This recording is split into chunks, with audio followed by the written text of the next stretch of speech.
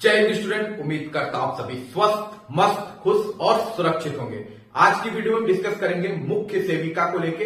इसके अलावा वीडियो री एग्जाम की भी एक अपडेट है, दोनों पर अपडेट लेंगे। काफी दिन से वीडियो नहीं मैं बना पाया हूं, मैं थोड़ा बिजी था, इसकी वजह से वीडियो नहीं बना सका। आज पूरा डिटेल में मैं मुख्य सेविका पे वीडियो बनाऊंगा, तो वीडियो अंत तक जरूर देखिएगा। और अगर वीडियो अच्छा लगे तो उसे लाइक, शेयर और सब्सक्राइब जरूर कीजिएगा। चलिए चलते हैं वीडियो की ओर। यूपी SSSC मुख्य सेविका की भर्ती 2021 की है। इस भर्ती में टोटल आप मान लीजिए कि संविदा वालों की ट्रेजेडी है, ठीक, यूपी SSSC वालों का ड्रामा है, ठीक, कोर्ट का एक्शन है और मुख्य सेविका के कैंडिडेट्स का रिएक्शन है। कुछ बिल्कुल इसी तरह की ये भर्ती आपको देखने को मिलेगी, ठीक है। अभी तक इस भर्ती में कैंडिडेट लड़ रहे थे एग्जाम कंडक्ट कराने के लिए। एग्जाम कंडक्ट होता है तो फिर बंदे लड़ते हैं आपका आंसर की निकालने के लिए, आंसर की निकलता है तो फिर बंदे लड़ते हैं रिवाइज आंसर की के लिए, और अभी रिवाइज आंसर की आती नहीं है तब तक एक कोर्ट केस से पूरी भर्ती पर स्टे लगा दिया जाता है।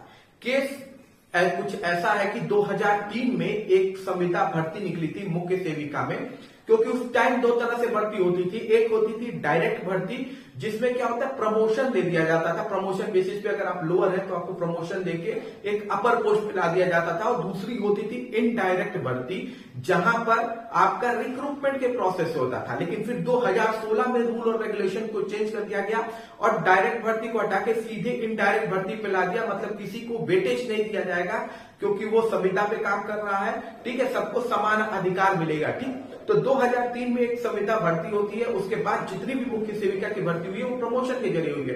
तो इस संविदा भर्ती में जो बच्चे थे लगभग 126-27 के आसपास कैंडिडेट बताए जा रहे हैं, ठीक है। उनमें से कुल मिलाकर 76 कैंडिडेटों ने मिलकर आपका कोर्ट केस किया है। क्यों किया है? क्योंकि यूपी SSSC द्वारा मुख्य सेविका की भर्ती जारी की गई और उसमें उन्हें मौका नहीं दिया गया, क्योंकि उनकी ओवरऑल डिमांड ये है कि भाई मैं इतने साल से काम कर रही हूं तो पहले मुझे परमानेंट कीजिए, फिर आप बाकी की नई भर्ती कंडक्ट कराइए, या फिर उस पर्टिकुलर भर्ती में मुझे भी जगह दे दीजिए। यही दो प्रॉब्लम था, इसमें उन्होंने कोर्ट केस कर दिया। अब चूंकि ये डर था कि रिजल्ट ना डिक्लेयर हो जाए, तो उन्होंने कोर्ट में जाके स्टे मांग लिया। कोर्ट ने भी लगा दिया स्टे। भाई कोर्ट का क्या है, कोर्ट तो स्टे लगाता है। देखिए हमारे यहाँ जो भर्तियां हैं सस्ती किस्में हैं, जो बॉर्डर पे बच्चे हों वो जाके केस ठोक देते हैं कि मेरा 1 नंबर से रुक रहा है, जाओ, ये इसकी वजह से भर्ती डिले होती है। तो जब भर्ती ऑलरेडी डिले थी और अब कोर्ट केस लगने के बाद ये और डिले हो गई है, ठीक है। लेकिन अब क्वेश्चन बहुत से इससे अपडेट जो उठे हैं प्रॉब्लम, उसमें सबसे पहला अपडेट उठा है कि मुख्य सेविका भर्ती रद्द हो जाएगी। तो देखिए रद्द नहीं होगी, ठीक। आपकी टोटल जो भर्ती निकाली गई थी वो लगभग 2693 पोस्ट में, ठीक है। और जो स्टे लगाया गया उसमें जो बच्चों की डिमांड है उसमें या तो वो ये कह रहे हैं कि भैया 100 हमें उतनी सीट दे दीजिए, या इसमें प्लस सीट कर दीजिए उतनी, या फिर इसी में उतनी सीट हमें भी दे दीजिए, यही मांग है। हालांकि ये मांग बेकार है, क्योंकि जो नए नियमावली है उसमें इनके लिए कुछ है नहीं। देखिए आधा से अधिक बच्चे तो इसमें ओवर एज हो गए होंगे जिन्होंने लगाया है कोर्ट केस, उसमें से ओवर एज है, वो एग्जाम देने लायक नहीं है। अब देखना ये है कि आयोग इस पर क्या फैसला लेता है, ठीक। ये बड़ी इंपॉर्टेंट चीज है, आयोग का क्या रिएक्शन होता है या आयोग का क्या अपनी तरफ से जवाबदेही होती है, जवाबदेही जो होती है, ठीक है। तो ये एक इशू उनकी तरफ से किया गया है। तो आपकी भर्ती पर किसी भी तरह का केस नहीं है, आपकी भर्ती पर किसी तरह का केस नहीं है, उनका अपना परमानेंट केस है। तो जो बच्चों को दिमाग में बैठा है कि रद्द कर दी जाएगी भर्ती, तो रद्द होने के चांसेस बिल्कुल भी नहीं है। आपकी भर्ती बिल्कुल सेफ है। जो आपने एग्जामिनेशन दिया था और मार्कशीट पड़ी थी बिल्कुल सेफ है, वही उसी पे आपके रिजल्ट और ज्वाइनिंग होनी है। तो इस चीज से एकदम दिमाग से निकाल दीजिए कि भर्ती रद्द हो जाएगी, ये बिल्कुल नहीं होने वाली है।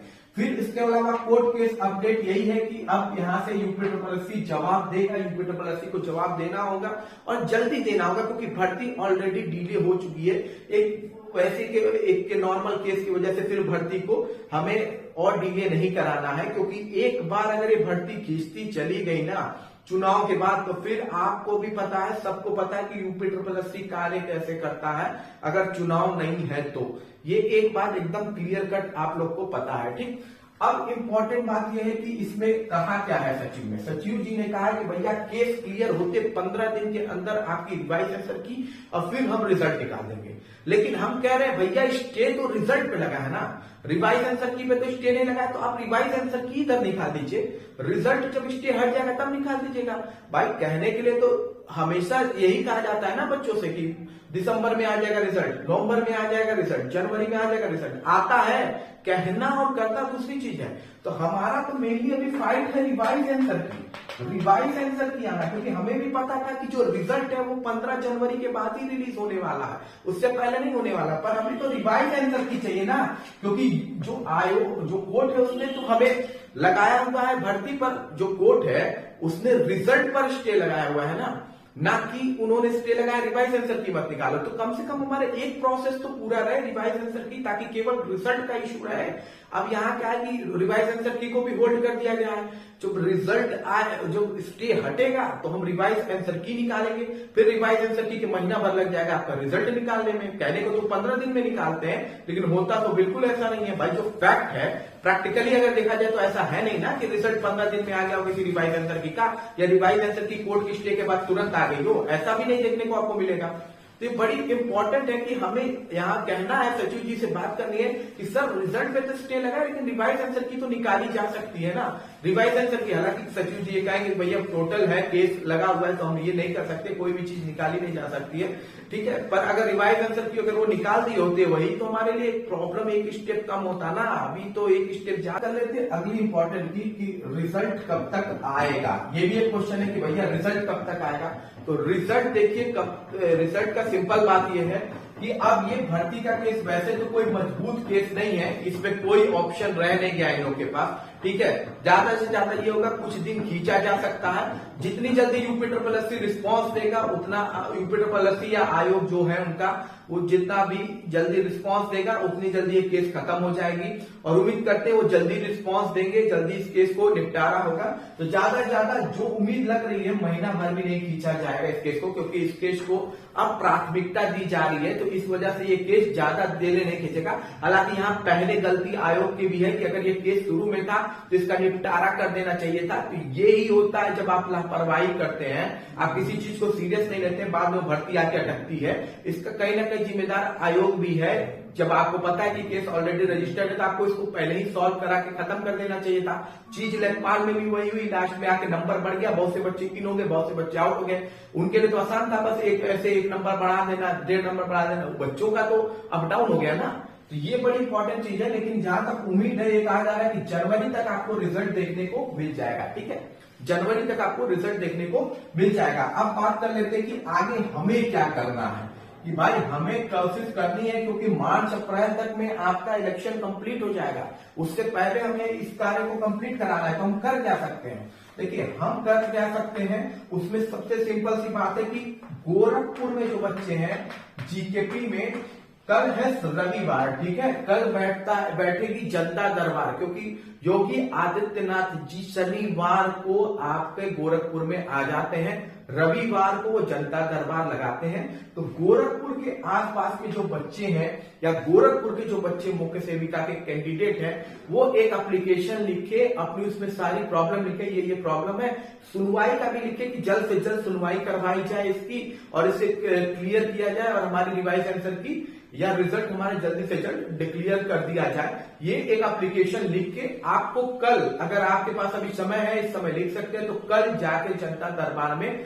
ज्यादा बच्चों को जरूरत नहीं है, वहां पे 2-3 भी रहेंगे या 4-5 भी तो चल जाएगा, क्योंकि वहां मैक्सिमम एंट्री एक ही बच्चे को बैठाया जाएगा। उनका एप्लीकेशन वो लेंगे, लेके देखेंगे, पढ़ेंगे और तुरंत कार्रवाई का निर्देश देंगे, और उसका बहुत इफेक्ट भी होता है कंपेयर टू आयोग जाना, कंपेयर टू ट्विटर कैंपेन के, क्योंकि वहां पे चीफ मिनिस्टर द्वारा डायरेक्ट ऑर्डर दिया जाता है। तो ये बड़ा इंपॉर्टेंट है कि जो बच्चे गोरखपुर के हैं वो ये काम कर सकते हैं, अगर वो है करना चाहते हैं तो बिल्कुल कल जनता दरबार गोरखपुर में लगेगा। रविवार को जनता दरबार लगती है गोरखपुर में, हर रविवार को लगती है। अगर इस बार नहीं कर पाना है तो अगली बार इसकी तैयारी करके पहुंच जाइए गोरखनाथ मंदिर, आपका कार्य होने में आसानी हो जाएगी, ठीक है, ये करना जरूरी है। इसके अलावा लखनऊ के आसपास के बच्चे तो अपना कार्य करते रहें, ठीक है, वो अपना आयोग जाते रहेंगे, आते रहेंगे, तो अपडेट लेते रहेंगे, इससे एक प्रभाव पड़ता रहता है कि हाँ ये बच्चे एक्टिव है, भाई इनका कार्य हमें जल्दी करना है, बड़ी इंपॉर्टेंट चीज होती है, ट्विटर कैंपिंग का आप ऑलरेडी मुख्य सेविका का देख चुके हैं,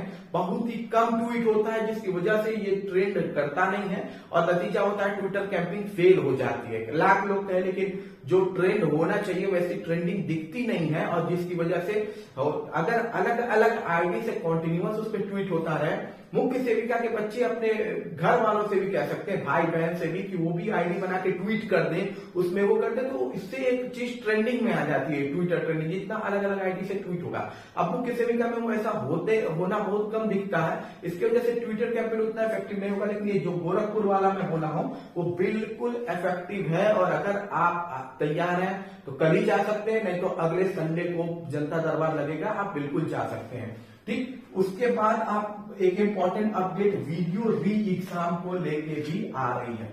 तो देखिए वीडियो री एग्जाम को लेके भी एक बेहतरीन अपडेट आ रही है, वो ये है कि इसके बच्चे जा रहे हैं डीवी के लिए 29 तारीख को, शायद 29 को 30 को, मुझे एक्सैक्ट याद नहीं है डेट, लेकिन 29 ही तारीख है, 29 दिसंबर को वो लोग सचिव जी के पास जा रहे हैं। तो जितने बच्चे हो सके वीडियो के, आप सचिव जी के पास जाइए, क्योंकि आपकी भर्ती अटकी नहीं है, अटकाई गई हुई है। दोनों में अंतर होता है, अटकी गई और अटकाई गई भर्ती में अंतर होता है। तो 29 तारीख को आप जाके सचिव जी से मिल सकते हैं और अपनी डीबी के रिजल्ट की बात कर सकते हैं, क्योंकि फिलहाल तो मुख्य सेविका का तब तक कुछ नहीं होगा जब तक कोर्ट का स्टे लगा हुआ है।